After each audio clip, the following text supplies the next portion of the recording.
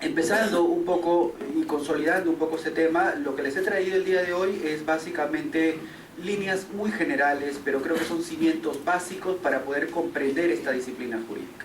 ¿Ok? Así que, si con el mayor de los gustos cualquiera quisiera, digamos, interrumpir o hacer una pregunta, no hay ningún inconveniente, ¿no?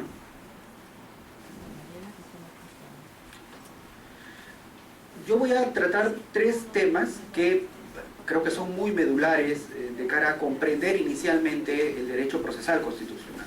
En primer lugar, ¿qué es? ¿No? O sea, mucho se ha hablado, hay mucha bibliografía internacional, nacional, sobre qué es el derecho procesal. ¿Podemos hablar de un derecho procesal constitucional? ¿Realmente existe un derecho procesal constitucional?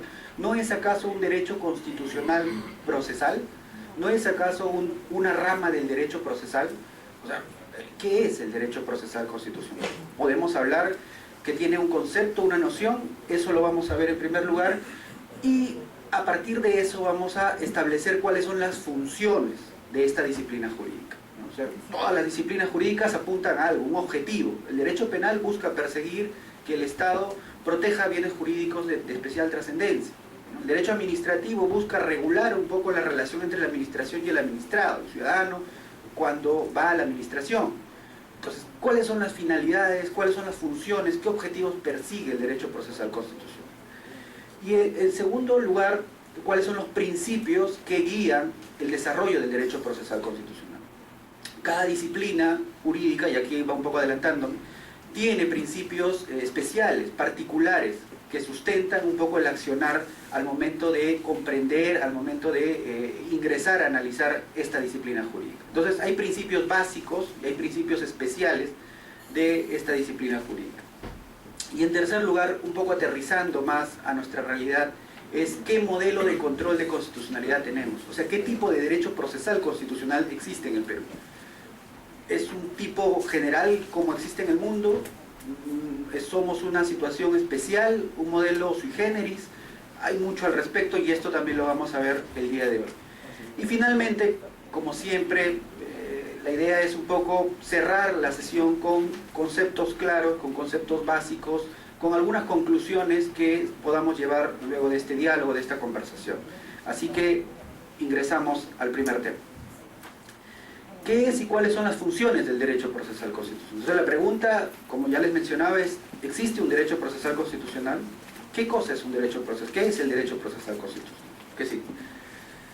Y aquí algunas nociones que ustedes quizás han escuchado, ¿no? Justicia constitucional, jurisdicción constitucional, procesos constitucionales. ¿Son lo mismo? ¿Y cómo queda el derecho procesal constitucional en relación a esta terminología? Bueno, aquí un poco explicando a partir de la historia de la generación de esta disciplina jurídica. Por los años 80, un poco a nivel latinoamericano, no había una consolidación del derecho procesal constitucional como tal. Basta revisar los textos del doctor Domingo García Belaúnde o de Fixamudio, en el caso mexicano. No había una mención expresa a que el derecho procesal constitucional era una disciplina jurídica.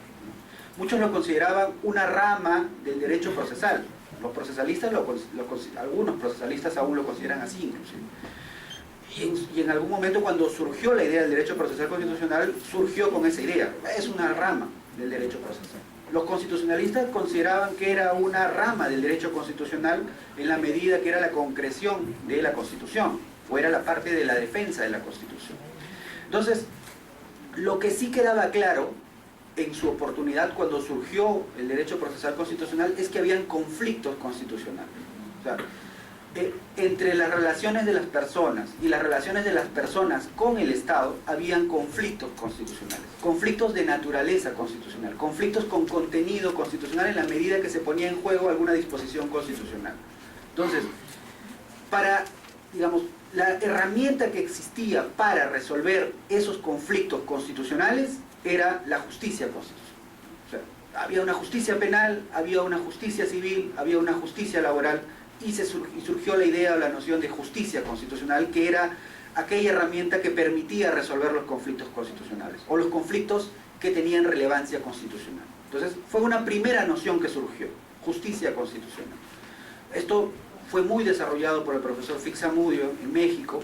Él tiene diversa bibliografía donde menciona la palabra justicia constitucional. Pero con el devenir del tiempo, y digamos ya entrando un poco más a la ciencia, ya se dejó de hablar de justicia, o se deja de hablar de justicia constitucional, y se menciona el término jurisdicción constitucional, que es un término mucho más técnico, mucho más correcto, un término técnico más correcto, en la medida que, si bien es cierto, es una herramienta para resolver conflictos de relevancia constitucional, estamos frente a una herramienta que tiene un sustento metodológico, digamos, ad hoc para la resolución de este tipo de conflictos. Entonces, se incorpora la ciencia del derecho procesal con los matices que corresponden a la naturaleza de los conflictos constitucionales para poder hablar de jurisdicción constitucional. O sea, es una evolución en el tiempo. En primer lugar, se hablaba de justicia constitucional cuando simplemente se advertía que habían conflictos de relevancia constitucional. Luego se habla de jurisdicción constitucional cuando ya se empiezan a utilizar herramientas del derecho procesal y cuando se empieza a hacer un mejor desarrollo de esta ciencia y se empieza a hablar de que no solo se va a resolver, o sea, la finalidad no es solo resolver los conflictos de relevancia constitucional, sino que las herramientas que se van a utilizar para resolver esto tienen que tener todo un sustento en el derecho procesal.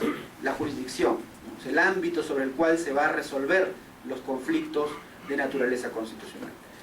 Y mucho más recientemente se habla de procesos constitucionales, que son, digamos así, puntualmente aquellos procesos, valga la redundancia, o aquellos vías sobre los cuales se van a resolver los conflictos de naturaleza constitucional.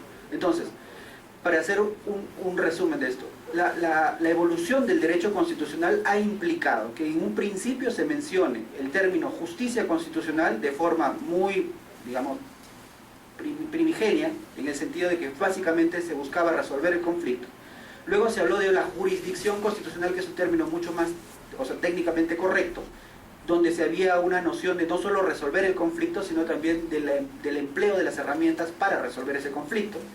Y se habla de los procesos constitucionales, que son las vías a través de las cuales se pueden resolver los conflictos de naturaleza constitucional. Luego, cuando ingresemos al modelo peruano, vamos a ver los tipos de proceso que existen, ¿no?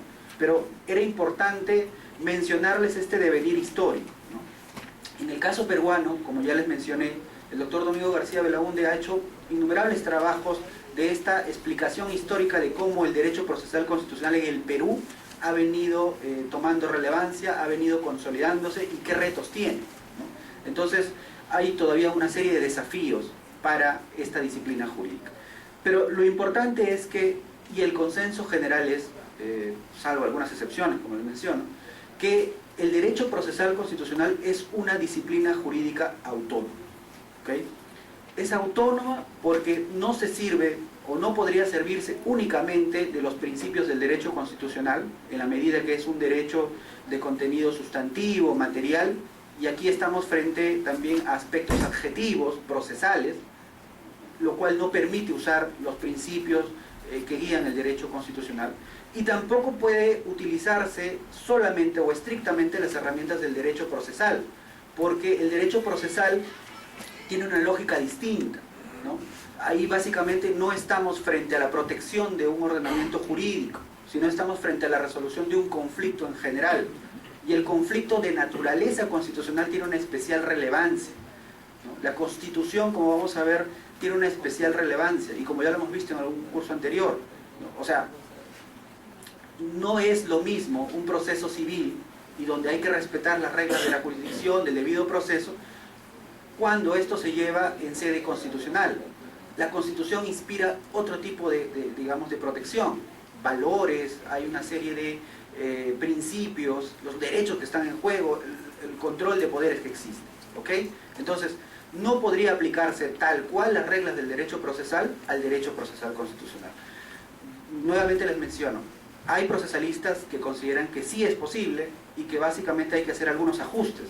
Personalmente y particularmente, yo creo que no es posible traer tal cual las reglas del derecho procesal al derecho procesal constitucional. Por eso les menciono que es una disciplina jurídica autónoma, con principios y reglas específicos y especiales, ¿ok? Ahora, ¿cómo podemos definir cuál es la noción básica o en líneas generales, ¿cómo podríamos decir que el derecho procesal constitucional digamos, puede ser mencionado, definido? En primer lugar, como ya les había advertido en algún curso anterior, existe una constitución que regula derechos fundamentales y control de poderes. Entonces, lo que existe básicamente en el derecho constitucional es una noción sustantiva de cómo están regulados los derechos y cómo está regulado el control de poderes. Lo que hace el derecho procesal constitucional es defender, ¿no?, la Constitución. Es una herramienta, digamos, una disciplina que genera herramientas para la defensa de la Constitución. Entonces, derecho procesal constitucional, cuando ustedes les venga a la mente, lo que tienen que tener en claro es que se resume en una disciplina jurídica que tiene por finalidad principal defender a la Constitución. Y lo que la Constitución implica: defensa de derechos, o regulación, reconocimiento de derechos y control de poderes. Entonces, en líneas sencillas es eso. Derecho procesal constitucional es una disciplina jurídica autónoma que tiene como finalidad específica defender a la Constitución política. ¿Ok? Ahora, ¿cuál es esta naturaleza especial que tiene el derecho procesal constitucional que, como les digo, no podría permitir aplicar tal cual las reglas del derecho constitucional y tampoco del derecho procesal? En primer lugar, y esto tiene que ver mucho con lo que implica la Constitución política en un Estado, ¿ok? En primer lugar, ustedes saben que la Constitución tiene valores, ¿no? Cuando se emite una Constitución, el Poder Constituyente, además de reconocer un texto, y en el texto mismo menciona cierta protección de algunos valores. En algunas constituciones está mencionado en el preámbulo de manera más expresa. En nuestro preámbulo no es así, pero también se puede desprender algunos valores del texto de la Constitución. Entonces, más allá de las reglas de juego, de la convivencia democrática que están en la Constitución, lo que también están plasmados es reconocimiento de valores, ¿no? Y lo que hace el derecho procesal constitucional también es cautelar y proteger esos valores que están reconocidos en la Constitución. Entonces hay una carga valorativa muy importante en esta disciplina jurídica. Protege la Constitución y por ende los valores que se recogen en la Constitución o los valores que inspiran la Constitución. ¿Ok? En segundo lugar, y esto es un poco la teoría del doctor Peter Haberle, es que la Constitución es un proceso de transformación y un proceso cultural, ¿no? O sea, llegamos a un momento histórico con una Constitución, porque nuestra cultura ha hecho una evolución y ha llegado a un estadio con estas reglas de convivencia democrática, con esta Constitución. Entonces, culturalmente el hombre evoluciona, la sociedad evoluciona y llega a un momento histórico con determinadas reglas de convivencia. En la Constitución están las reglas de convivencia, entonces, pero es un reflejo de la cultura que en ese momento vive la sociedad. Entonces, lo que hace el derecho procesal constitucional también, además de proteger los valores, es proteger esta evolución cultural que tiene la persona, que tiene la sociedad. Entonces, hay una especial protección. Como ven, los valores: libertad, dignidad humana, justicia, seguridad jurídica, pero también el momento cultural en el que se ha dado la Constitución. Y eso es lo que tiene que defender el derecho procesal constitucional. Entonces, cuando ustedes revisan sentencias del Tribunal Constitucional, muchas veces, el Tribunal no tiene, digamos, la regla escrita. Lo que hace es una interpretación de la Constitución a partir de esos valores, de ese momento cultural en el que se dio la Constitución, y da una respuesta, una solución a ese conflicto, a esa controversia de naturaleza constitucional. Pero como ustedes ven, el derecho procesal constitucional protege valores, hace, digamos, una protección del momento cultural en el que se dio esas reglas de convivencia. El derecho procesal constitucional además es ordenador, ¿no? O sea, ¿qué busca finalmente? Lo que busca es que, ustedes saben que existe un ordenamiento jurídico que es el conjunto de normas, y lo que hace el derecho procesal constitucional es, en la medida que busca defender la Constitución, busca que haya una función ordenadora, ¿no? O sea, que todo se alinee a lo que la Constitución está propugnando, ¿no? Busca ordenar dentro del ordenamiento, perdón, valga la redundancia, busca clarificar dentro del ordenamiento que haya un respeto de las reglas de jerarquía, ¿no? O sea, primero la Constitución, luego las leyes, luego los reglamentos, y en fin. Y análisis de Constitución están los tratados de derechos humanos. Entonces, busca ordenar, busca que se respete esa jerarquía normativa. Entonces, eso también es una función que cumple el derecho procesal constitucional. Y finalmente es un mecanismo transformador, o tiene una naturaleza transformadora. ¿Por qué? Porque, como les digo, en la medida que busca proteger valores, en la medida que busca respetar la evolución cultural que ha tenido la sociedad, lo que también busca y debe buscar el derecho procesal constitucional es transformar o ir acondicionando a la evolución de la sociedad nuestro ordenamiento jurídico. La Constitución es una carta que debe estar en constante evolución. Entonces, lo importante es que el derecho procesal constitucional acompañe esa evolución de la Constitución al momento de transformar ciertas reglas de convivencia democrática, sin alterarlos, sin desnaturalizarlos, siempre respetando los valores que inspiran la Constitución. Entonces, hay esas funciones a partir de esa naturaleza del derecho procesal constitucional. Entonces, como ustedes ven, persigue básicamente 4 tipos de funciones, 4 tipos de objetivos principales que distinguen su naturaleza en relación al derecho constitucional y en relación al derecho procesal en general. ¿Ok?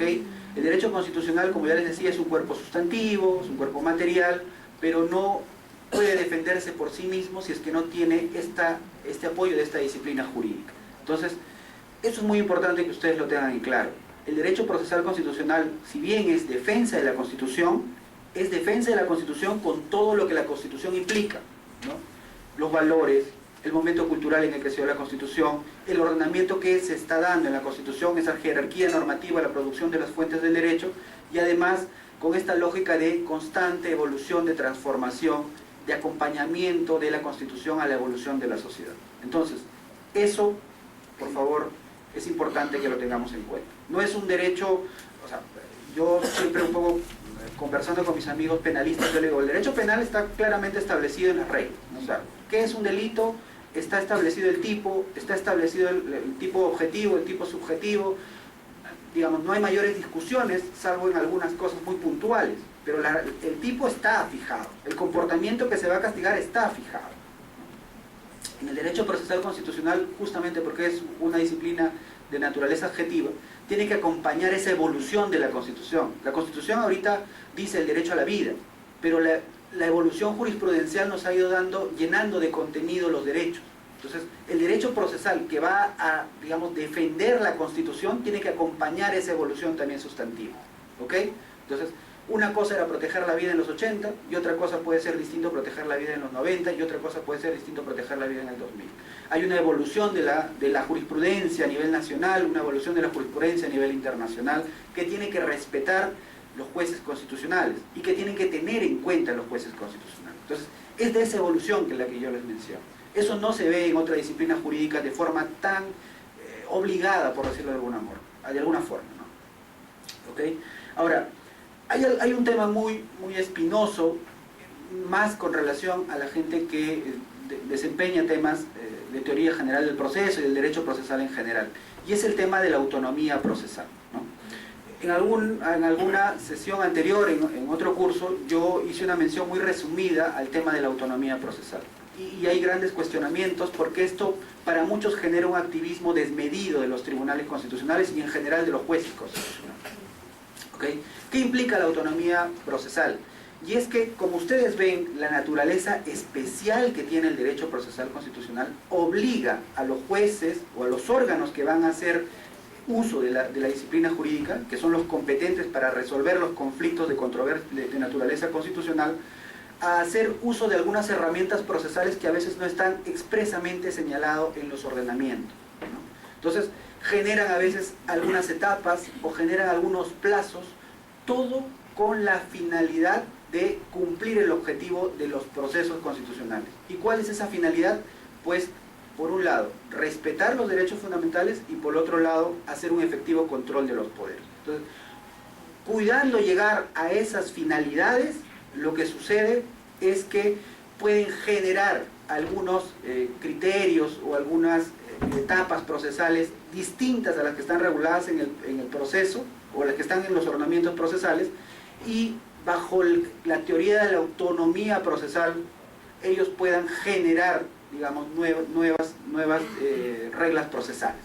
Ahora, esto, como ya les mencioné, no es pacífico, ¿no? O sea, algunos mencionan de que esta herramienta, que es la autonomía procesal, es la que, sin un límite claro y sin un límite preciso, hace que los tribunales constitucionales en el mundo puedan resolver de manera totalmente arbitraria, con la excusa de llegar a cumplir la finalidad de los procesos, es decir, respetar derechos o controlar los poderes, llegan a generar en realidad injusticia. Y en general, y sobre todo, llegan a colisionar con las funciones de otros organismos. Llámese Poder Legislativo, llámese otro juez, digamos, del Poder Judicial, en fin. Entonces, hay que tener mucho cuidado. Yo, personalmente, yo creo que la autonomía procesal sí existe como tal. O sea, es importante que haya un manejo, una flexibilidad de parte de los jueces constitucionales para poder resolver algunos casos complejos donde los ordenamientos procesales no le permiten llegar a la solución, a la finalidad que busca, o sea, proteger el derecho o controlar el poder, pero hay que respetar los límites de las funciones que tienen otros poderes, los límites que tiene también en relación a la organización del Estado. O sea, la autonomía no puede ser absoluta, la autonomía siempre tiene que ser limitada, si no se llega a una situación de arbitrariedad, a una situación que, en vez de llegar a una labor de pacificación, de solución del conflicto, lo que hace es generar un mayor conflicto, alterando las funciones de otros organismos. Entonces, cuidado, la autonomía procesal existe, es importante que algunos tribunales lo usen, pero hay que limitarlo y hay que tener muy en cuenta esos límites, ¿no? Entonces, un primer límite que debe tener es la propia autolimitación del Tribunal Constitucional. El tribunal no puede ser un legislador, el tribunal no puede legislar. Entonces, evidentemente, hay que tener ciertos límites, ¿no? Hay ciertas situaciones que el tribunal tiene que tener mucho cuidado y no extralimitarse bajo la autonomía procesal. ¿Ok? Es decir,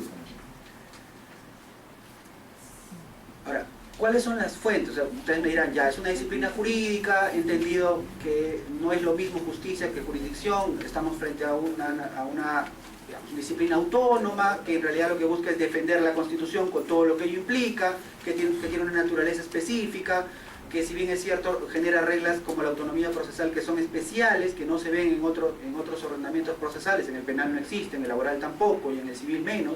Entonces, pero ¿dónde está recogido el derecho procesal constitucional? O sea, siendo positivistas, ¿cuáles son las normas que albergan el derecho procesal constitucional? Bueno, sin duda está en la Constitución, surge de la Constitución, porque en realidad cualquier disciplina jurídica tiene que nacer de la Constitución, sea directa o indirectamente, tiene que nacer en la Constitución. Están en los tratados de derechos humanos que son parte, personalmente son normas de carácter constitucional, así también lo ha reconocido el Tribunal Constitucional. Está en un código procesal constitucional que es la norma que tenemos, y que el Perú es, digamos, el primer país a nivel latinoamericano en tener un código procesal, en un ordenamiento, en un solo código, tener todas las normas de los procesos constitucionales. O sea, antes de Perú solo había en Tucumán, en Argentina, pero no era de carácter nacional, era de carácter regional, y Perú tuvo el primer código procesal constitucional a nivel latinoamericano. Pero además de este código, de la Constitución y los tratados, pues hay normas específicas, como la Ley Orgánica del Tribunal Constitucional, que regula un poco su funcionamiento, la elección, el mandato, el cargo, cuánto dura, en fin, una serie de reglas de los magistrados del Tribunal Constitucional. Está el reglamento normativo del Tribunal Constitucional, que tiene que ver más con el funcionamiento del tribunal, cuándo sesionan, cómo se componen en salas, cuáles son los tipos de votación, qué pasa si no llega a un acuerdo, cuánta votación se requiere para determinados casos, en determinados procesos. En segundo lugar, o digamos, además de eso, está la jurisprudencia misma del Tribunal Constitucional, que ha generado y ha definido qué entiende por procesos constitucionales, ha precisado la finalidad de los procesos constitucionales, ha establecido a partir de la autonomía procesal algunas reglas procesales muy importantes, ha hecho, y de hecho también es importante la jurisprudencia de los jueces constitucionales. O sea, hay jueces en el Poder Judicial que también hacen, digamos, una labor de creación a partir también de la autonomía procesal y de algunas reglas procesales muy importantes. Entonces, eso también es importante tener en cuenta. O sea, la jurisprudencia de los jueces constitucionales, aparte del Tribunal Constitucional, también es importante al momento de comprender el derecho procesal constitucional. Sin duda la doctrina, y esto en el Perú es, sí, digamos, destacable, porque a diferencia de otras disciplinas jurídicas, en el derecho procesal constitucional hay un sinfín de investigadores, de profesores, que van constantemente analizando y evaluando y acompañando este proceso de consolidación de esta disciplina jurídica, ¿no? Como ya les mencioné, el doctor Domingo García Belaunde, está el doctor César Landa, el doctor Samuel Abad, el doctor Eloy Espinosa, en fin, el doctor Luis Castillo Córdoba, en fin, me faltaría mencionar nombres para poder señalar cuántos profesores vienen acompañando, vienen haciendo doctrina en relación al derecho procesal constitucional. La bibliografía hay bastante en el Perú. Entonces, por ese lado, no, digamos, a nivel nacional, sin duda, hay que hacer mucho más trabajo, pero sin duda es importante el trabajo que ellos han venido haciendo. El que sigue. Ahora, ¿cuáles son esas funciones del derecho procesal? Ya hemos mencionado que es una disciplina jurídica de defensa de la Constitución, que tiene, digamos, un marco normativo, fuentes a partir de los cuales donde están recogidos el derecho procesal, pero ¿qué funciones cumple? Entonces, ustedes ya podrían haberlo advertido un poco a partir de lo que les he dicho. Y aquí un poco mencionar lo que dice el doctor Luis Castillo Córdoba, y es que para él la función básica es defender la Constitución, sin más ni menos. O sea, es eso, es defender la Constitución. Pero, digamos, otros profesores como el doctor César Landa, el doctor Samuel Abad y en general el doctor Domingo García Belaunde hacen hincapié en precisar dos funciones claves en relación a esa protección de la Constitución. La Constitución, como ya les dije, contiene derechos y control de poder. Entonces, es importante precisar eso, según lo que ellos mencionan. O sea, el derecho procesal constitucional defiende la Constitución, pero principalmente defiende derechos fundamentales y defiende el control de la supremacía jurídica de la Constitución. ¿Ok? Entonces, en resumen, defiende la Constitución. Pero es importante entrar a ese nivel de precisión sobre qué implica defender a la Constitución en relación a las funciones del derecho procesal constitucional. Entonces, en primer lugar, tiene que ver con la supremacía de la Constitución. En el artículo 51 de la Constitución se menciona expresamente una serie de fuentes del derecho y se dice expresamente que la Constitución prevalece sobre las demás. Y luego la ley sobre el reglamento, y en fin, hay una secuencia de, digamos, de normas del sistema de fuentes del derecho. Entonces, ese artículo 51, digamos, hace una mención expresa a la supremacía jurídica de la Constitución. Ustedes habrán escuchado que la Constitución es la norma de normas, es la fuente de fuentes, es la principal fuente. A partir de él surgen todas las normas y todas las normas deben converger en él, o sea, deben llegar a él. Entonces, la Constitución tiene una jerarquía especial, una jerarquía específica en relación a que es una norma superior a todas las demás. Hay una teoría que es la teoría de Kelsen, que es la pirámide kelseniana, donde pone en la cúspide a la Constitución, luego la ley y luego el reglamento. Es básicamente seguido mucho por los investigadores positivistas, es decir, aquellos que consideran principalmente el derecho como norma. Ya se está alejando un poco, no tanto de la pirámide, sino más de esa concepción reducida del derecho, que el derecho solo es norma, porque el derecho además de norma también es valor y también es comportamiento, o es hecho. Entonces, bueno, es una explicación adicional, pero siguiendo la pirámide kelseniana y siguiendo el artículo 51, no nos debe quedar la menor duda que la Constitución es la norma fundamental, es la norma jerárquicamente superior, ¿no? A partir de él surgen todas las demás normas. Entonces, lo que hace el derecho procesal constitucional es proteger eso, esa supremacía de la Constitución. No puede permitir que una ley vulnere la Constitución, menos aún un reglamento. ¿Ok? Eso es una primera función del derecho procesal constitucional. Y luego vamos a ver qué proceso constitucional apunta a eso, o qué procesos constitucionales apuntan a eso. Pero lo importante es que les quede claro, una primera función es proteger esa jerarquía de la Constitución, esa jerarquía superior de la Constitución. En segundo lugar, es proteger los derechos fundamentales. En la Constitución están regulados los derechos fundamentales, y hay que recordar ahí que en algún curso anterior, Seminario de Derechos Fundamentales, se mencionó dos características que quiero recordar. En primer lugar, es que los derechos fundamentales no solo son las facultades que tiene el ser humano para poder desarrollar determinado comportamiento, ¿no? no es solo un tema subjetivo, ¿no? Hay, y ha sido reconocido por el Tribunal Constitucional, una segunda dimensión, y es una dimensión objetiva, ¿no? Y es que los derechos fundamentales tienen que inspirar todo el ordenamiento jurídico y tienen que inspirar las relaciones entre las personas y las relaciones entre el ciudadano y el Estado. Entonces, los derechos fundamentales son principios inspiradores de esas relaciones, de la actividad del Estado y también del comportamiento del ciudadano. Y además, y eso principalmente, son las facultades que tiene la persona para poder desarrollar ciertos comportamientos. ¿Ok? Entonces, un ejemplo concreto, y es simplemente para recordar, es que por ejemplo yo tengo libertad de tránsito, ¿no? O sea, yo puedo desplazarme, puedo salir de acá al Congreso y me voy a mi centro de labores, tengo la posibilidad de desplazarme, ¿no? Eso es una facultad que yo tengo, porque la Constitución me lo está brindando, pero también tiene que ser visto como un principio inspirador objetivo. No se podría, salvo determinadas circunstancias objetivas y razonables, que la municipalidad pueda cerrar determinadas calles y evitar que yo llegue a mi centro de labores. Porque si bien es cierto, tiene que respetar ese principio objetivo, y es que tiene que cautelar que todos los ciudadanos puedan desplazarse libremente. Entonces, ese comportamiento de la municipalidad tiene que respetar este derecho fundamental. No pensando porque es mío, sino porque es pensando un principio inspirador para todos. ¿Ok?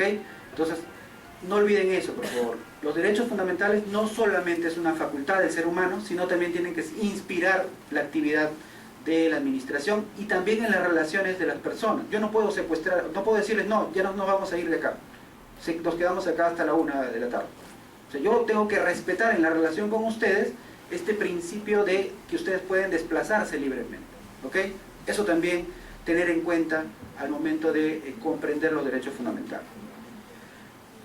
Y como ya les mencionaba también, los derechos fundamentales implican una relación horizontal y una relación vertical, ¿no? Horizontal en el sentido del Estado, del ciudadano, y vertical en el sentido de las relaciones que existen entre las personas. Entonces los derechos fundamentales tienen que también guiar esa relación. Ahora, sigue, que sigue. Entonces, ingresando a un segundo punto, es, y luego de analizar más o menos la noción, la naturaleza, las funciones y dónde están recogidas las normas que regulan el derecho procesal constitucional, como una segunda parte están cuáles son esos principios que orientan, que guían esta disciplina autónoma. ¿Okay? Y aquí basta un poco revisar lo que está señalado expresamente en el título preliminar del Código Procesal Constitucional, y menciona una serie de principios. Adicionalmente a estos, el Tribunal Constitucional en su jurisprudencia ha ido dándole más contenido, precisando un poco cuáles son los alcances de estos principios. Entonces, en primer lugar, tenemos la dirección judicial del proceso. O sea, el juez constitucional o la magistratura constitucional tiene que dirigir el proceso. O sea, no puede decir, que me lleguen los escritos y yo resolveré. No, él tiene que dirigir, tiene que tener una actividad proactiva, porque su función es proteger derechos fundamentales y la supremacía de la Constitución. Entonces, tiene que tener un rol proactivo. Eso implica dirigir además el comportamiento de las partes.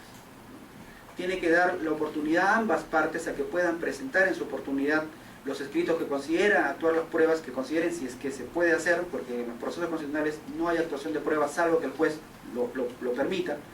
Pero lo que tiene que llegar a buscar al momento de dirigir el proceso es llegar a encontrar la verdad, y la verdad que le permita resolver ese conflicto de naturaleza constitucional. Eso es dirigir judicialmente el proceso.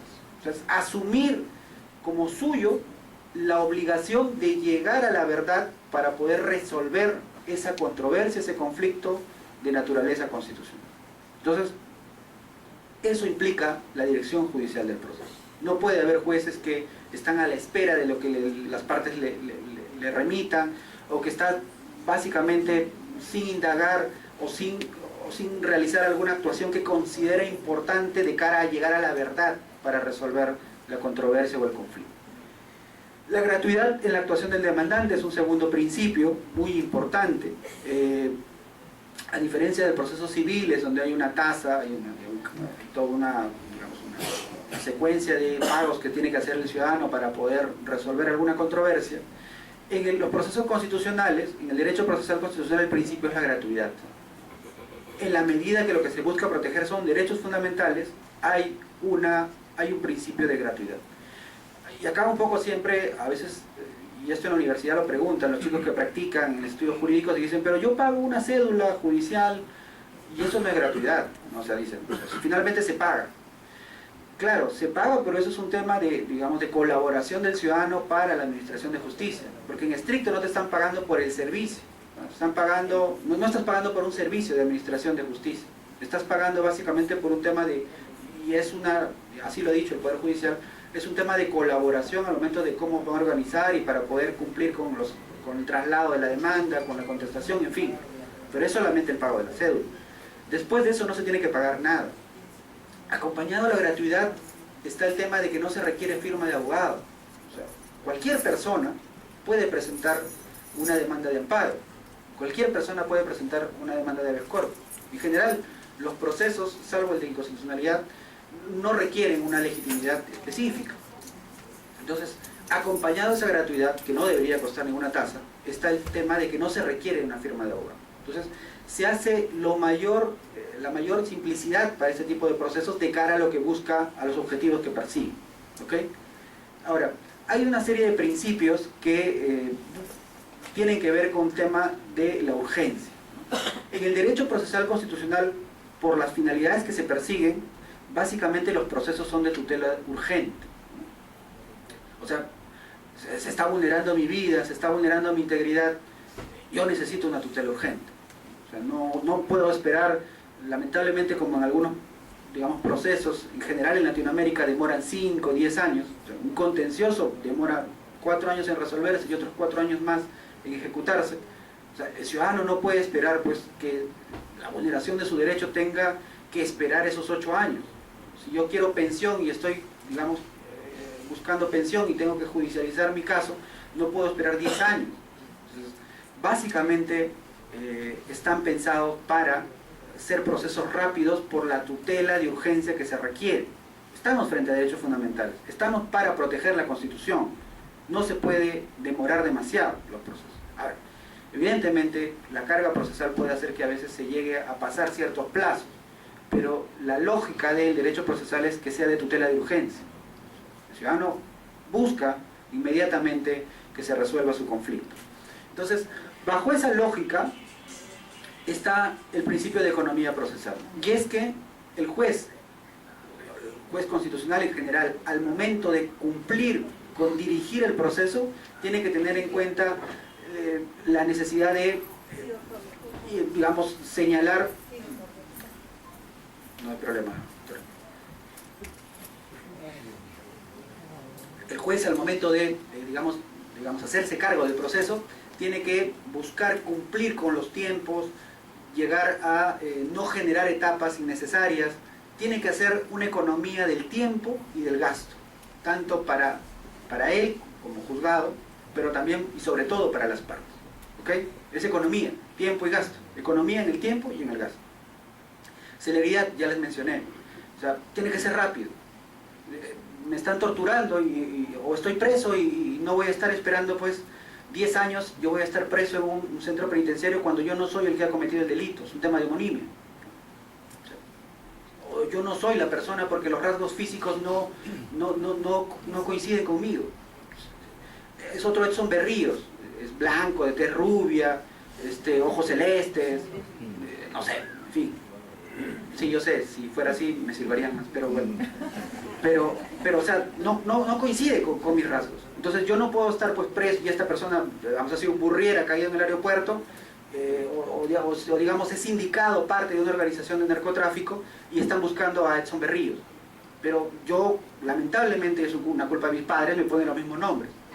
Entonces, yo que estoy tratando de viajar o salir, me encuentran en el aeropuerto, digamos, me detienen, me llevan a un centro de reclusión y consiguen Edson Berríos, a pesar de que los rasgos físicos no coinciden. Entonces, yo necesito tutela urgente, necesito que me liberen. Yo no soy esa persona, ese Edson Berríos, esa es otra persona. Entonces, no voy a esperar 5 o 10 años, necesito tutela urgente. Entonces, la celeridad es muy importante en ese tipo, en esta disciplina en general y en los procesos que vamos a ver a continuación.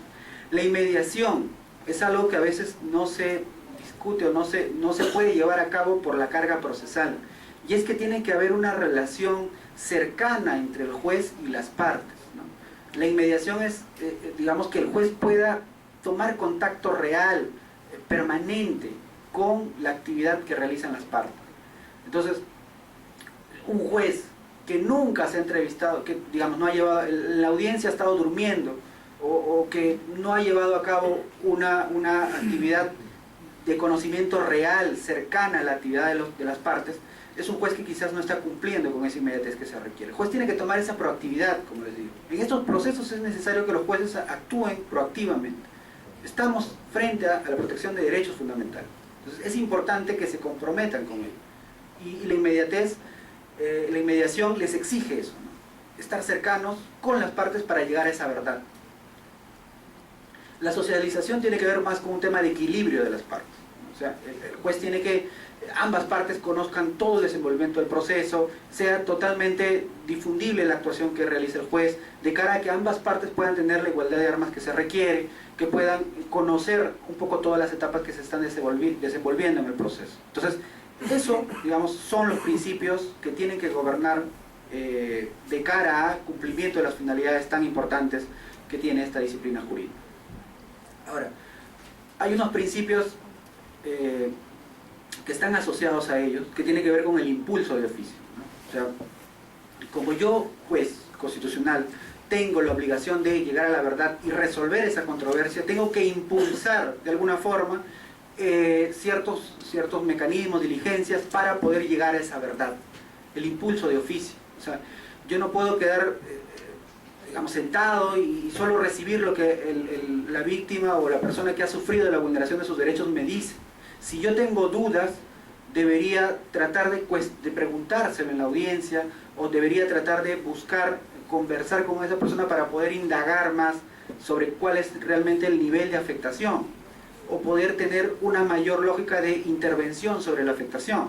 O sea, yo tengo que impulsar de oficio, no me puedo quedar esperando a que transcurra el tiempo, pasen las etapas y yo no haga ningún tipo de actuación. Tengo que impulsar que se desenvuelva el proceso lo más rápido posible. La elasticidad tiene que ver un tema con la flexibilidad que puede tener este tipo de procesos, ¿no? O sea, el cumplimiento de los fines obligan y además exigen a que haya un nivel de flexibilidad alto. O sea, finalmente el juez puede tomar ciertas decisiones para hacer mucho más flexible, mucho más rápido, cumplir con los otros principios. O sea, tiene que ser flexible el proceso, lo cual no implica, y hay que tener cuidado, que se aleje totalmente o distorsione el proceso en sí, sin garantizar, por ejemplo, que las dos partes puedan tener la igualdad de armas, que las dos partes puedan conocer la actuación. Entonces, eso implica. Y ahora, el principio pro actione es que ante la duda, el juez lo que siempre tiene que hacer es favorecer la continuación del proceso. O sea, por ejemplo, un caso muy puntual se da en la presentación de las demandas. Al momento de calificar una demanda, bueno, el juez no puede pedir que el ciudadano tenga un lenguaje estrictamente jurídico y tenga una mención expresa a los hechos, puede haberse olvidado, pueda no conocer exactamente cuáles son las normas digamos que se mencionan, el sustento.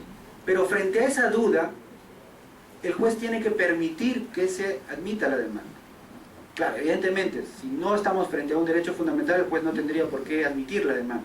Pero si estamos frente a un derecho fundamental, el juez, ante esa duda de no saber exactamente la realidad de los hechos, o no tener un conocimiento cabal de lo que ha sucedido, pero tener la sensación de que sí ha habido una afectación de derechos, el juez tendría que, bajo el principio pro actione, posibilitar que se continúe con el proceso y admitir la demanda. Entonces, eso, como ustedes ven, también es una herramienta importante, ¿no? O sea, por pro actione, el juez tiene que permitir que se siga con el proceso, ya sea en la calificación, en las etapas, en general, en el desarrollo de todo el proceso. Y luego la suplencia de queja deficiente es que, y esto es una herramienta inclusive mucho más poderosa de cara a los ciudadanos, es que el juez, cuando advierte que el ciudadano ha omitido mencionar algún hecho o alguna norma que podría contribuir a su pretensión, es decir, a lo que está requiriendo, el juez tiene que suplir esa deficiencia en el escrito, en la demanda, en general en cualquier acto procesal.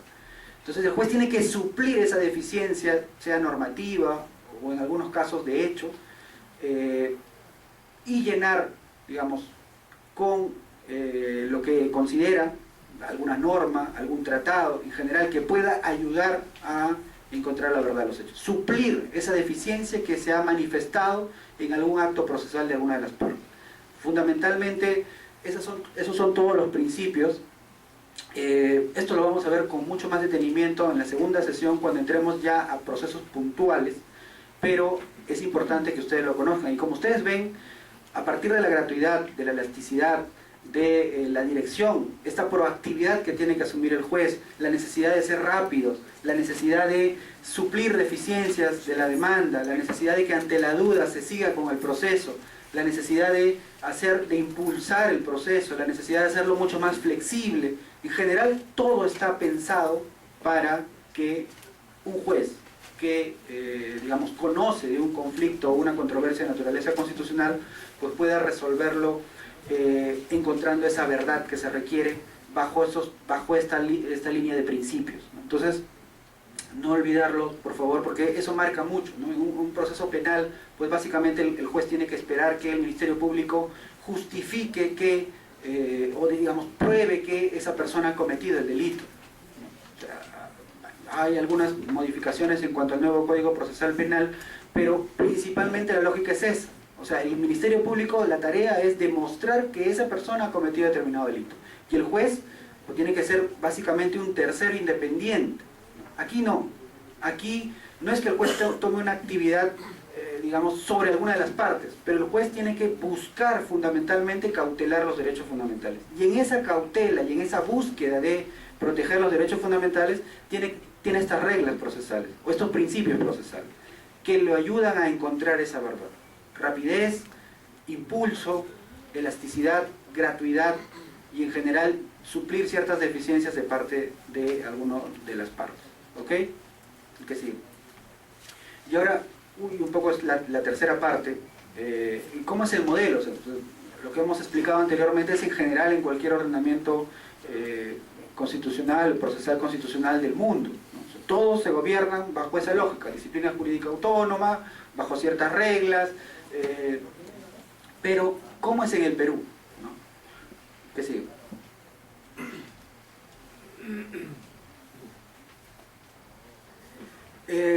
En primer lugar, nosotros tenemos un modelo sui generis. ¿Y por qué les digo sui generis? Porque, a diferencia de otros países, donde solo hay un tipo de control, o sea, ya sea concentrado o sea difuso, en el Perú coexisten los dos tipos de controles. Por ejemplo, en Estados Unidos solo hay control difuso, ¿no? En Argentina no hay tribunal constitucional, ¿no? Es una sala de la Corte Suprema la que realiza el control de la constitucionalidad de las normas. En el Perú coexisten estas dos formas de control, es un poco al modelo español. Y aún así en España el control difuso no es, digamos, para otros jueces, salvo en el Tribunal Constitucional y en algunos procesos puntuales en el Poder Judicial. Entonces, tenemos un modelo sui generis. O sea, cuando uno revisa textos comparados de derecho procesal constitucional, el Perú es un modelo a estudiar, porque es un modelo distinto a muchos otros. O sea, dicen y mencionan el modelo peruano, donde coexisten el control concentrado y el control difuso.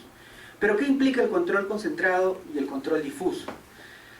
El control concentrado, como su propio nombre lo dice, es un control, o sea, es una posibilidad de defender la Constitución a partir de un órgano determinado.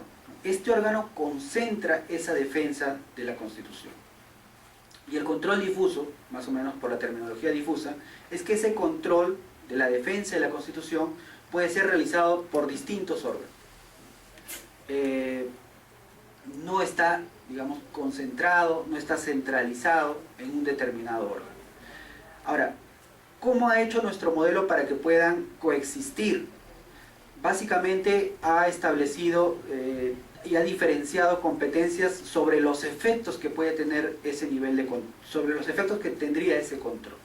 Entonces, ¿qué ha sucedido? Y es que nosotros hemos generado un tribunal constitucional que es el competente para realizar la defensa de la Constitución, y solo él hace la defensa de la Constitución, pero cuando hace la defensa de la Constitución o hace un control de constitucionalidad, lo hace con efectos generales. O sea, es para todos. ¿Ok? Y cuando hace algún juez constitucional un control de la constitucionalidad bajo esta lógica del control difuso, lo hace para el caso en particular. ¿Okay? Esas son, digamos, ha sido el modelo que se ha adoptado en el Perú. Entonces, como órganos de control de constitucionalidad tenemos el Tribunal Constitucional, el Poder Judicial, y yo incorporaría o he incorporado a los tribunales administrativos. ¿Ok? Porque hacen control difuso, tal como el Tribunal Constitucional lo ha mencionado. Pero, ¿en qué se distingue? Y es que, como les digo, el Tribunal Constitucional lo que hace es un control, es una defensa de la Constitución con efectos generales, efectos para todos, y concentra esa posibilidad de esos efectos. O sea, nadie más que el Tribunal Constitucional puede hacer un control o una defensa de la Constitución con esos efectos. Nadie más. Los jueces hacen defensa de la Constitución, control de constitucionalidad, pero solo para el caso concreto. ¿Ok? Entonces, no sé si les queda completamente claro eso. O sea, tenemos órganos. Todos esos órganos hacen control de constitucionalidad. Pero lo distinto es porque concentran la posibilidad de los efectos que se generan. El tribunal concentra los efectos generales. O sea, solo el tribunal emite sentencias con efectos generales. Nadie más. Y el Poder Judicial hace un control y defensa de la Constitución con efectos particulares para el caso que está resolviendo. Eso puede ser de insumo, de inspiración, puede ser tomado en cuenta al resolver otro caso, pero eso no es obligatorio. ¿Ok? Ahora, y no con carga a poder complejizarlo, pero sí es importante precisarlo. Yo recuerdo que alguna vez cuando también dictaba una charla sobre esto me decían, ¿y qué son los plenos jurisdiccionales entonces? O sea, esas normas que emite, o esas directivas, porque en realidad igual son normas, que emite la Corte Suprema o alguna Corte Superior donde dice que se tienen que respetar estos criterios. ¿Un pleno jurisdiccional acaso no es efectos generales?, me preguntaba un juez. Yo le decía, bueno, tiene los efectos de cara al Poder Judicial, pero eso no obliga al ciudadano, o sea, y menos a la administración. O sea, un pleno jurisdiccional no es obligatorio para los jueces. O sea, es como una directiva que se emitiría acá en el Congreso. Esa directiva, ¿a quiénes obliga? A todos los trabajadores del Congreso. Pero esa directiva no obliga a los trabajadores de otras instituciones, ¿no? Entonces, los plenos jurisdiccionales, si bien es cierto, generan líneas de criterios o criterios a seguir, es obligatorio para los jueces. Ahora, que los abogados tengan que conocerlo, que los ciudadanos también tengan que conocerlo, porque eso, digamos, implicaría un éxito en la demanda que están presentando, es un tema de conocimiento, pero no de obligación. O sea, yo no tengo por qué acatarlo. La administración, menos. O sea, la administración, y ahí el principio de legalidad es clave. O sea, la administración se rige por las normas. Esta es una directiva que debe ser acatada por los jueces, pero que no es con efectos generales, como sí lo genera una sentencia del Tribunal Constitucional, para que vean la diferencia. ¿Ok? Entonces, simplemente para cerrar el tema, nuestro modelo en nuestro país coexiste, ¿no? Tanto el control concentrado como el control difuso. Los órganos son el Tribunal Constitucional, el Poder Judicial, y yo he incorporado a los tribunales administrativos porque hacen control difuso. Tienen la posibilidad de hacer control difuso. Entonces, el Tribunal Constitucional hace control concentrado. Ahora, ¿puede hacer control difuso? Sí. O sea, y ha habido un caso puntual en la ley de reelección presidencial en el año 2000, en la década del 2000. O sea, el Tribunal Constitucional, como no tenía los miembros, y podría pasar ahora, ya que no tiene los 7, digamos, no tenía los miembros para determinar la inconstitucionalidad de una norma, hizo un control difuso de la norma de reelección presidencial en aquella época.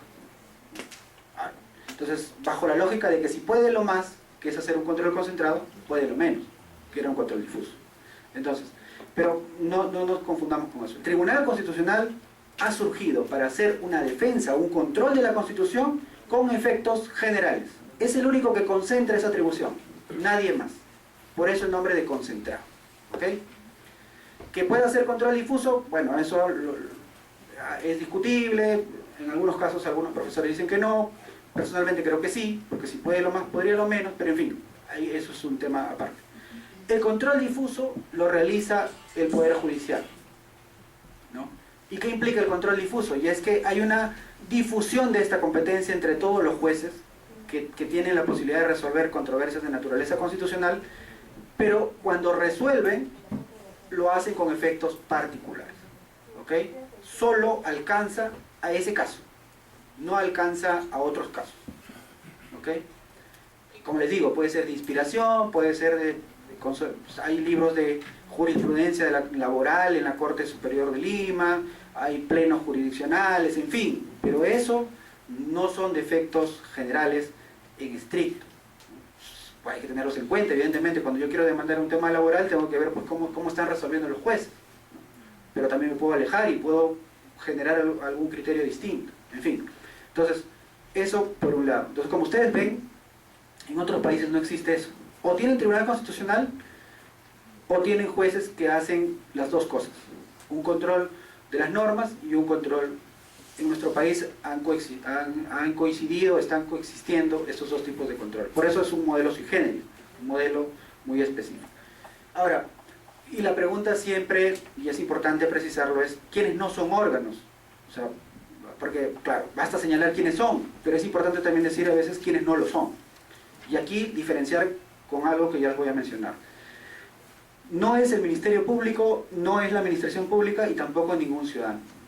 Y es que, y ahí un poco viene una pregunta, y es que, ¿pero acaso no todos, por el artículo 38, estamos obligados a respetar la Constitución? ¿Acaso bajo esa lógica no deberíamos hacer control y defensa de la Constitución?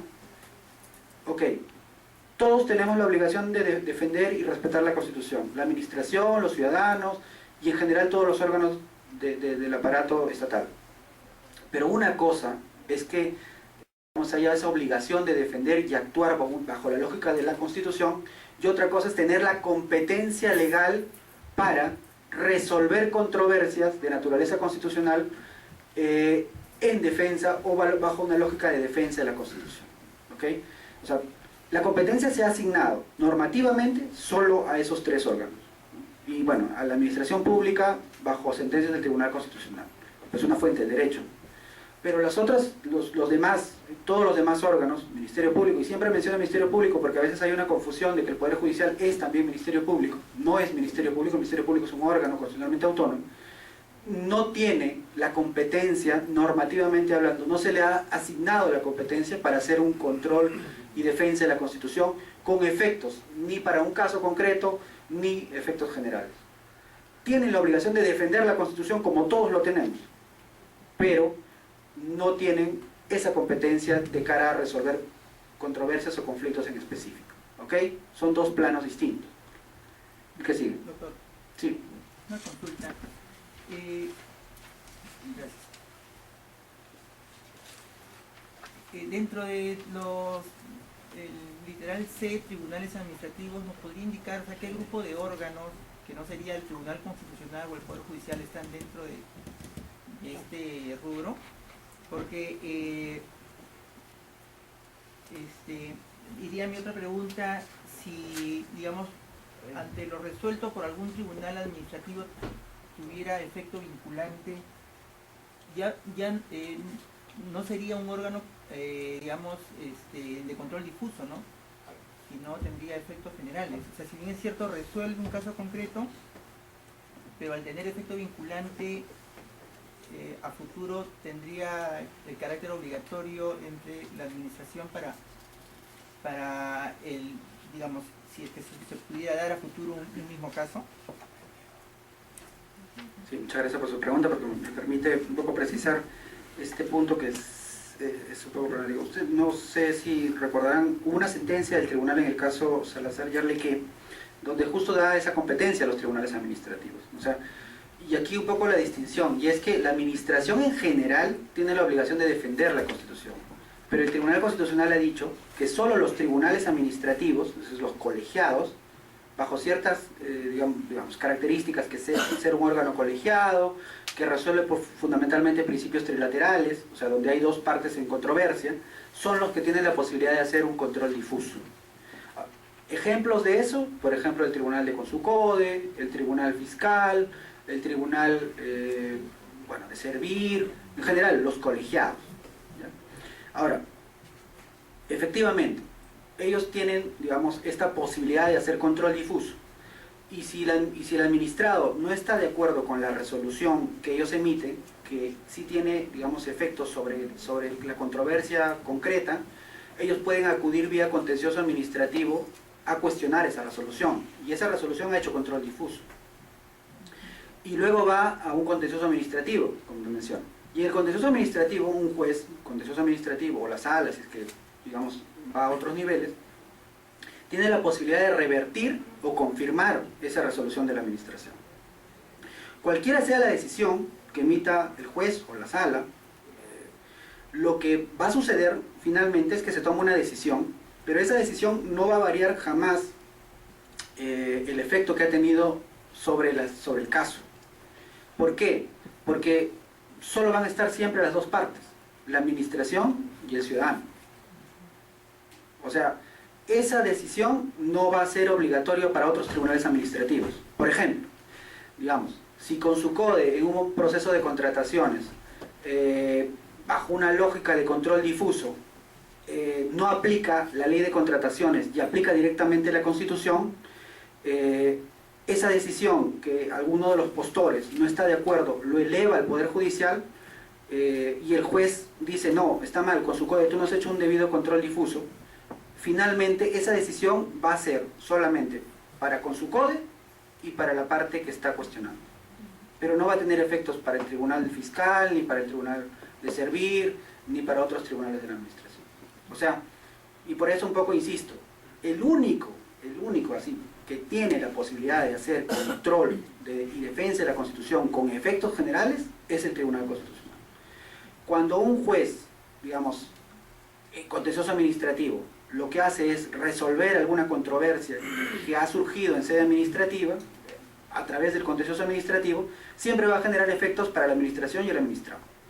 Y no va a ser necesariamente, digamos, vinculante para inclusive otros ámbitos de la administración.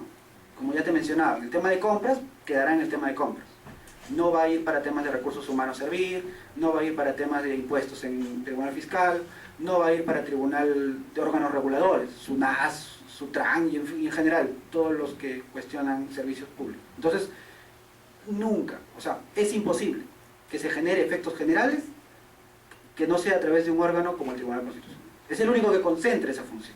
Por eso es un control concentrado. ¿Ok? No sé si ha quedado claro el tema. El que sigue, por favor. Entonces, y ya un poco ingresando a los procesos a partir de nuestro modelo, es ¿qué tipos de procesos tenemos regulados? Por ejemplo, en México el amparo engloba todo, ¿no? Hay un amparo de control de normas, hay un amparo sobre información pública, hay un amparo en general sobre libertad personal, pero el amparo es el instrumento o es la vía, el nombre por el cual se concentra toda la protección de los derechos y el control de la jerarquía de la Constitución. En nuestro país hemos generado estos tipos de procesos, que son las vías a partir del cual el ciudadano, o a través del cual el ciudadano puede acudir y puede buscar la cautela de su derecho fundamental o buscar que, digamos, se respete esa jerarquía de la Constitución. Entonces, solo para mencionarlos, y un poco ingresando muy generalmente a alguno de ellos, porque esto va a ser materia el 29, como les digo, con las disculpas del caso por la próxima semana, para poder ya profundizar a partir de casos muy puntuales y casos simbólicos y casos emblemáticos de cómo podemos comprender la naturaleza de este tipo de procesos. Entonces, dos funciones que les tiene que quedar completamente claro: el derecho procesal constitucional tiene dos funciones y esto se refleja en sus procesos constitucionales. La supremacía jurídica de la Constitución y la protección de los derechos fundamentales. ¿Cuáles son los procesos o las vías que se han establecido para cautelar esta supremacía de la Constitución? Pues indudablemente el proceso de inconstitucionalidad y el proceso de competencia. El proceso de inconstitucionalidad, bueno, hay una lista cerrada de legitimados que tienen la posibilidad de cuestionar alguna ley o alguna norma con rango de ley que a su consideración esté vulnerando o esté inobservando algún principio o norma de la Constitución. Es una lista cerrada, está en los artículos 200 por ahí de la Constitución, donde establece que el fiscal, el defensor del pueblo, un porcentaje, un número de congresistas, un porcentaje de ciudadanos, los colegios profesionales, en general, es una lista cerrada. ¿Ok? Entonces, estos, digamos, legitimados, tienen la posibilidad de plantear demandas de inconstitucionalidad directamente al Tribunal Constitucional. ¿No? O sea, el tribunal es por su calidad de que concentra la defensa de la Constitución con efectos generales, y como las leyes tienen la característica de tener efectos generales, o sea, está proscrito la posibilidad de generar leyes especiales, como las leyes son de carácter general y lo que se busca es defender con efectos generales a la Constitución, el tribunal concentra en el proceso de inconstitucionalidad esa competencia. No va primero al Poder Judicial, no va al Ministerio Público, no tienes que agotar la vía administrativa, no. El legitimado que considera que el día de hoy ha salido en la norma, en el peruano, alguna norma que vulnera la Constitución, tiene la posibilidad de plantear directamente ante el Tribunal Constitucional su demanda de inconstitucionalidad. Hay una serie de plazos, ¿no? 6 meses en el caso de algunos tratados, 6 años en el caso de las normas en general, para poder ir a un proceso de inconstitucionalidad. Luego vamos a, en la siguiente sesión vamos a ver un poco las etapas y un poco distinguir. Pero lo importante es eso. Es un proceso que está concentrado en el Tribunal Constitucional porque busca cautelar leyes y las leyes tienen esa naturaleza general y los efectos que tendría la ley serían generales. Está concentrado en el Tribunal Constitucional y está bajo una lista cerrada de legitimados. Entonces, cuando se emite una sentencia en un proceso de inconstitucionalidad, los efectos son generales, porque o expulsa la norma o la interpreta, o le puede agregar adicionar algunas palabras, en general, para hacerlo, digamos, coherente con la Constitución política. Entonces, eso es, digamos, de forma muy general, el proceso de inconstitucionalidad. Y como su mismo nombre lo menciona, y como ya les he explicado, lo que busca es cautelar esa supremacía de la Constitución, que esa ley no contravenga a la Constitución. ¿Ok? Casos hay miles, ¿no? La ley de regalías mineras, ordenanzas municipales que puedan estar vulnerando alguna disposición de la Constitución y en general. El proceso de competencia es cuando hay conflictos entre órganos de la administración estatal, sea órganos de cualquiera de los 3 niveles de gobierno, ¿no? Y esto se ha reflejado mucho más a partir de la década del 2000 justamente, y es un poco un reflejo del proceso de consolidación de la descentralización, ¿no? Ya, en la medida que se están incorporando gobiernos regionales al sistema, a la estructura política, en la medida que hay había en esa época todo un redireccionamiento sobre las funciones, las competencias entre los 3 niveles de gobiernos, nacional, regional y local en el sentido de distrital y provincial, siempre hay ciertas fricciones sobre a quién le corresponde qué.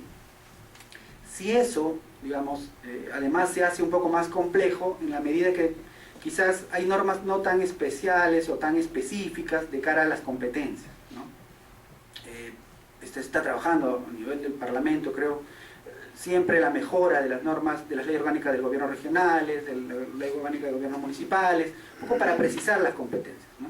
Ahora, en esa lógica de consolidación de la descentralización, lamentablemente ha habido pues ciertas autoridades regionales o provinciales que se han atribuido ciertas competencias que no las tenían, ¿no? Como por ejemplo en alguna época se quiso legalizar la coca, en Cusco, en Huánuco, se quiso detener proyectos de inversión bajo una ordenanza municipal, en Cajamarca. Entonces, esa exceso o extralimitación en sus competencias origina que algún otro nivel de gobierno que sí tiene las competencias tenga que defenderse a esa intromisión de las competencias. Entonces, lo que hace es, utiliza el proceso de competencia y dice, yo demando directamente, también eso se realiza al Tribunal Constitucional, porque el Tribunal concentra esa defensa de las funciones que están reguladas en la Constitución o en el bloque de constitucionalidad, que son la Constitución y las leyes orgánicas de los niveles de gobierno. Entonces, se va directamente al tribunal y dice, bueno, yo no estoy de acuerdo con que el gobierno regional de Huánuco, Cusco, en fin, pueda legalizar la coca porque no le corresponde. Eso es una atribución que tiene el poder, el gobierno nacional, y ha habido un exceso en las competencias. Entonces plantea su conflicto de competencias y, digamos, pide que el tribunal resuelva. Y tiene también los efectos generales que podría tener un proceso de inconstitucionalidad. Entonces, como ustedes ven, es una situación distinta que no necesariamente tiene que ver con la protección de alguna disposición específica de la Constitución, sino tiene que ver más con la protección de los fueros o las funciones que tiene determinado nivel de gobierno, que esas funciones y fueros están reguladas en la Constitución, por eso también está dentro del bloque de procesos de protección de la Constitución. Pero es eso, el conflicto de competencias entre órganos.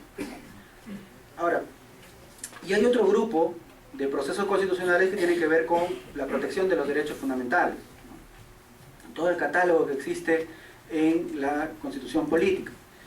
Y ahí pues, harto conocido, tenemos al amparo, al habeas corpus, no tan conocido, pero cada vez más conocido el habeas data, también cada vez más conocido el cumplimiento, y aquí una advertencia antes de entrar a alguno de ellos puntualmente, es que, por ejemplo, el profesor Alfredo Quispe Correa menciona que debe considerarse o incorporarse como un proceso también de protección de derechos fundamentales a los procesos contenciosos administrativos. Es discutible, sería, digamos, analizarlo con mucho más cuidado, pero yo se los presento porque es un profesor, digamos, que lo ha mencionado en el tiempo, hace bastantes años. Entonces, y es importante también saberlo, ¿no?, de cara a poder, digamos, analizarlo. Entonces, el proceso de amparo, como su nombre lo menciona, básicamente es amparar la posibilidad de que se respete mis derechos fundamentales. O sea, yo requiero que la autoridad pueda hacer un respeto, garantizar el desenvolvimiento de mis derechos fundamentales.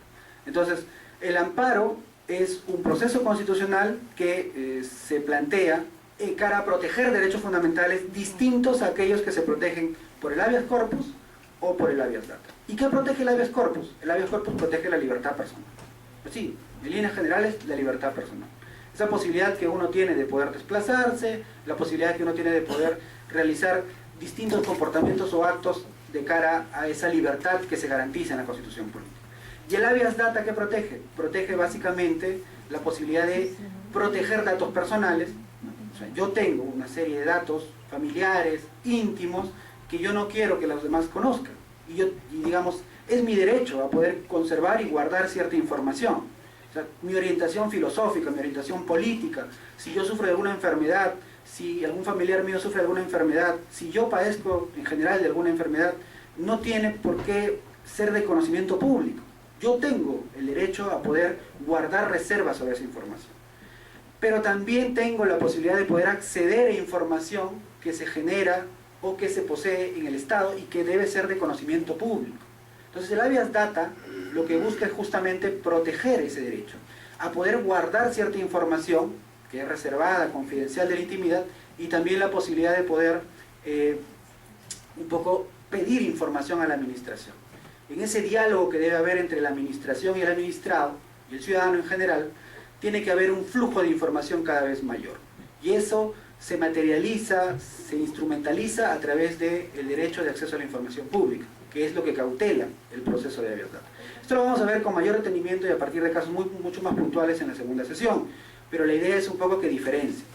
Amparo para todos aquellos derechos fundamentales distintos a los que protege el habeas corpus y el habeas data. ¿Y qué protege el habeas corpus? Libertad personal. Ahora, vamos a ver que, por ejemplo, a partir de la libertad personal también se protegen unos derechos conexos, debido proceso y tutela jurisdiccional. Debido proceso porque evidentemente una persona que está recluido en un centro penitenciario y que está privado de su libertad, puede estar privado de su libertad por efectos no tanto, digamos, no directamente en relación a su libertad, sino porque ha habido un mal proceso y lo ha llevado a la cárcel. Entonces, conexamente a la libertad personal o como efecto de esa mala utilización del debido proceso, ha llegado a la cárcel. Y se está vulnerando su libertad personal, pero principalmente su debido proceso en ese proceso penal. Entonces, hay derechos conexos que también se protegen en la libertad personal. Y el habeas data, como ya les dije, esa posibilidad de conservar cierta información personal de mi intimidad, la protección de datos personales.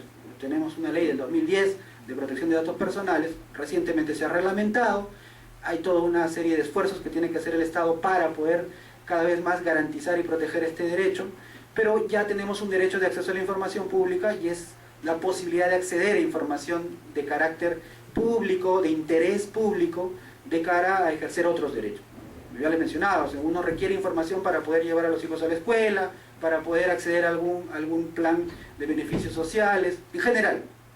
El flujo de información es importante en esa relación, ese diálogo ciudadano-Estado. El proceso de cumplimiento tiene una lógica mucho más específica, más sencilla, y tiene que ver con, lamentablemente, se dictan normas o se dictan actos administrativos. La administración genera, por ejemplo, resoluciones, actos administrativos, y estos no se cumplen. Y yo necesito, por ejemplo, que se cumpla mi resolución que me otorga pensión, o yo necesito que se cumpla la resolución que me otorga algún beneficio, o en general algún derecho, y la administración no cumple con ejecutar esa resolución. Ya tengo años o meses y la resolución no se ejecuta.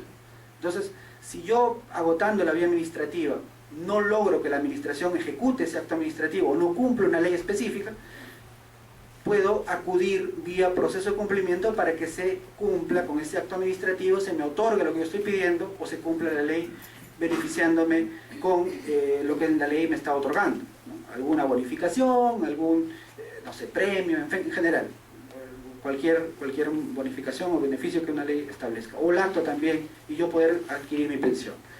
Y el proceso contencioso administrativo, y yo creo que tiene mucha lógica a veces incorporarlo aquí, como lo mencionaba el profesor Alfredo Quispe Correa, y es que en realidad cuando uno hace un proceso contencioso administrativo lo que busca es corregir la actuación de la administración, pero yo le incorporaría de cara a un derecho que no está muy reconocido en el país, pero que tibiamente el tribunal lo ha mencionado, el Tribunal Constitucional, y es el derecho a la buena administración, ¿no? O sea, es un derecho mucho más consolidado en Europa, un derecho mucho más consolidado quizás en Colombia, pero en general en Europa hay todo un desarrollo de este derecho.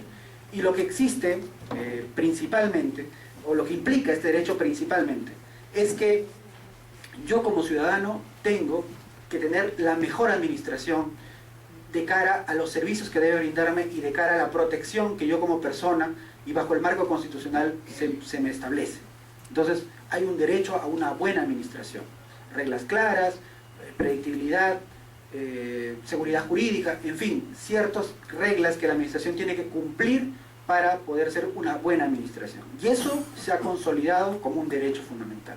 Ahora hay una carta suscrita por algunos dignatarios, jefes de gobierno, que es la Carta de la Función Pública y la Carta de Calidad en la Gestión Pública, que es el Centro Latinoamericano para el Desarrollo, que alberga un poco,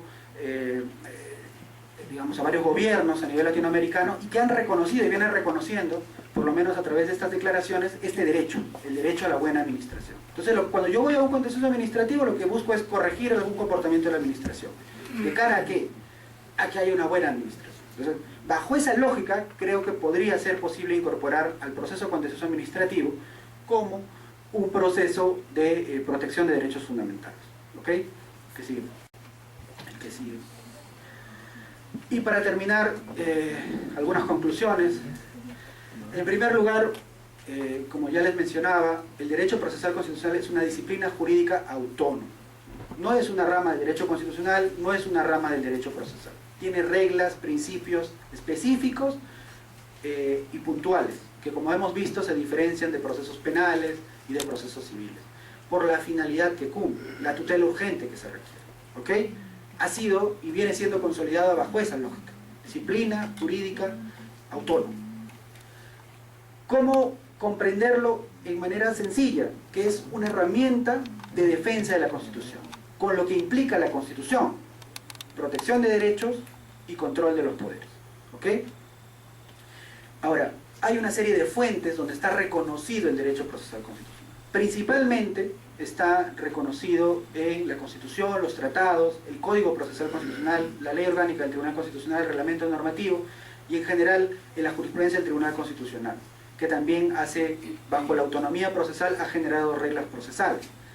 Entonces, el Código Procesal Constitucional, que es, digamos, la norma principal, genera una lista de principios que deben guiar esta disciplina y que guían, además, los procesos constitucionales, que son esas vías que el ciudadano tiene para hacer efectivo la protección de sus derechos. Y ya hemos visto, básicamente, la dirección, el impulso de oficio, la elasticidad, que tiene que ver con la flexibilidad, la gratuidad, en general, o sea, tutela urgente. Yo estoy preso y equivocadamente preso. Necesito que me saquen del centro de reclusión. No puedo esperar 5 o 10 años, como demora un proceso contencioso, o 5 años como puede demorar un proceso civil. Tutela urgente se requiere en ese caso. Y aterrizando un poco al modelo que tenemos en el Perú, ya les mencioné que tenemos un modelo que hace una coexistencia de dos tipos de controles: un control concentrado y un control difuso. Concentrado, y aquí les reitero nuevamente, el único que puede hacer control y defensa de la Constitución con efectos generales, y por eso se llama concentrado, porque es el único, solo él lo concentra, es el Tribunal Constitucional. El Poder Judicial hace un control difuso, porque hace, digamos, está la posibilidad de que cualquier juez pueda hacer un control y defensa de la Constitución, pero los efectos son para el caso concreto. A esto hay que incorporar a los tribunales administrativos, por disposición del Tribunal Constitucional, que en una sentencia que ya lo comentamos, ha incorporado a los tribunales administrativos con la posibilidad que puedan hacer control difuso. Hay que diferenciar el respeto a la Constitución con la posibilidad o con el encargo funcional de hacer un control y defensa de la Constitución. De ahí que el Ministerio Público, la administración en general y los ciudadanos tenemos la obligación de respetar la Constitución, pero no tenemos el encargo funcional de hacer un control y defensa de la Constitución con los efectos que lo tiene el Tribunal Constitucional o el Poder Judicial y los tribunales administrativos. ¿Okay? Yo le agradezco a todos y todas. Muchas gracias.